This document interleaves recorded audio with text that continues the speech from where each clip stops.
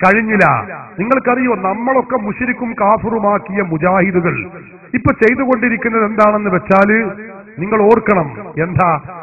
നമ്മുടെ നാട്ടിലുള്ള അമുസ്ലിങ്ങളായ ആളുകളുണ്ട്, കാഫിറുകളായ ആളുകൾ, അതായത് അവിശ്വാസികൾ.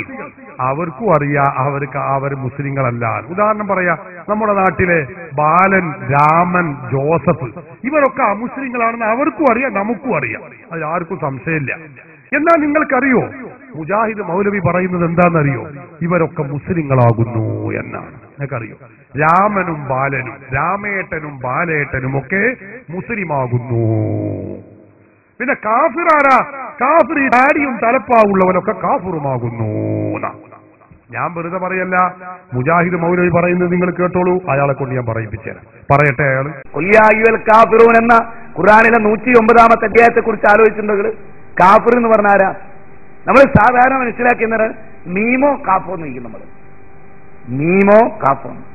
സത്യത്തിൽ ചോദിക്കുന്നവനായിരിക്കും കാഫ്, മറ്റോ മീമോ ആയിരിക്കും.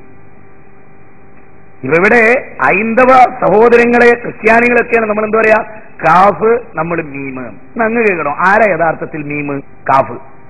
നമ്മളാണ് കാഫ്, അവരോ മീമ്. നമ്മളാണ് കാഫ്, അവരോ മീമ്. അതെന്താ അങ്ങനെ?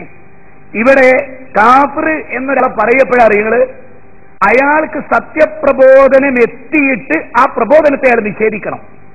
അപ്പേ അയാൾ കാഫിറാവുള്ളൂ. ഇവിടുത്തെ ബാലേട്ടനോ രാമേട്ടനോ കാഫിറാവില്ലാന്ന്. ഇവിടുത്തെ ബാലേട്ടനോ രാമേട്ടനോ കാഫിറാവില്ലാന്ന്. അതെന്തുകൊണ്ട്? ഒരു പുതിയ വിവരമായിട്ട് നിങ്ങൾ മനസ്സിലാക്കണ്ട, അബദ്ധമായിട്ട് നിങ്ങൾ മനസ്സിലാക്കണ്ട, യാഥാർത്ഥ്യമാണ്. ഇയാള് പറഞ്ഞു രാമനും ബാലനും ഒക്കെ കാഫിറല്ല എന്ന് പറഞ്ഞപ്പോ മുജാഹിദുകളോടാണ് പറഞ്ഞത്. അവരിങ്ങനെ തുറച്ചു നോക്കി, എന്താ ഇയാൾ ഈ പറയുന്നത്? റബ്ബേ, രാമനും ബാലനൊന്നും മുസ്ലിമല്ല, കാഫിറല്ല, മുസ്ലിം ആകുന്നു എന്ന് കാര്യം പറഞ്ഞപ്പോ ഇവർ തുറച്ചു നോക്കുകയാണ്. അപ്പൊ ഇയാള് പറയാ, ഇതൊരു അബദ്ധമായിട്ട് നിങ്ങൾ മനസ്സിലാക്കണ്ട, ഇത് ഇന്റെയൊക്കെ തെറ്റ് പറ്റിയതെന്ന് നിങ്ങൾ കരുതണ്ട, ഒരു പുതിയ വിവരമല്ല, ഞങ്ങളിപ്പോ മൗലിമാര് യോഗം കൂടി തീരുമാനിച്ചിട്ട് ഇത് പറയാൻ വേണ്ടി ഇന്നെ വിട്ടതാണെന്നുള്ളപ്പോൾ അയാൾ ഈ പറഞ്ഞതിന്റെ അർത്ഥം ഇത് അബദ്ധമൊന്നുമല്ല, യാഥാർത്ഥ്യമാണ് എന്നാ പറയുന്നത്. കേട്ടോളൂ, അയാളെന്നെ പറയട്ടെ. ആരെ കാഫിറാവുള്ളൂ എന്നറിയോ?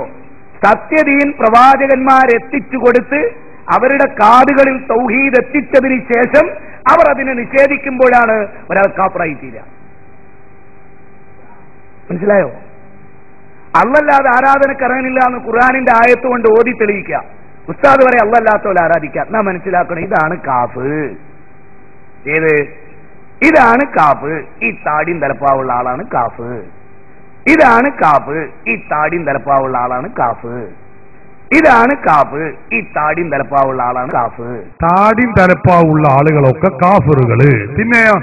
പിന്നെയോ ബാലനും രാമനും ഒക്കെ മുസ്ലിമുമാകുന്നു. എങ്ങനെയുണ്ട് മതം?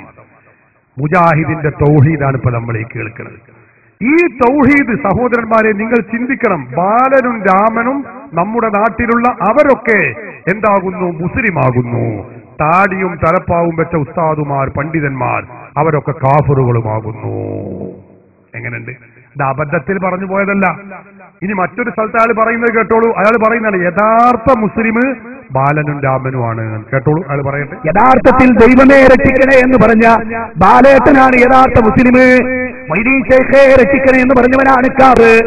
ദൈവമേ രക്ഷിക്കണേ എന്ന് പറഞ്ഞ ബാലേട്ടനാണ് യഥാർത്ഥ മുസ്ലിം. മൊയ്തീൻ ശൈഖേ രക്ഷിക്കണേ എന്ന് പറഞ്ഞവനാണ് കാഫിർ. കണ്ടോ? മുഹയ്യദ്ദീൻ ശൈഖേ രക്ഷിക്കണേ എന്ന് പറഞ്ഞ ആള് കാഫിറാണ്. അതേ അവസരത്തിൽ ഒരു ബാലൻ അദ്ദേഹം എന്തു ചെയ്തു? ഒരിക്കൽ ദൈവമേ രക്ഷിക്കണേ എന്ന് പറഞ്ഞു. അയാൾ നടന്നു പോവുമായിരുന്നു, കാല് വെച്ചു കുത്തി കല്ലില്, അപ്പൊ മുറിവായി.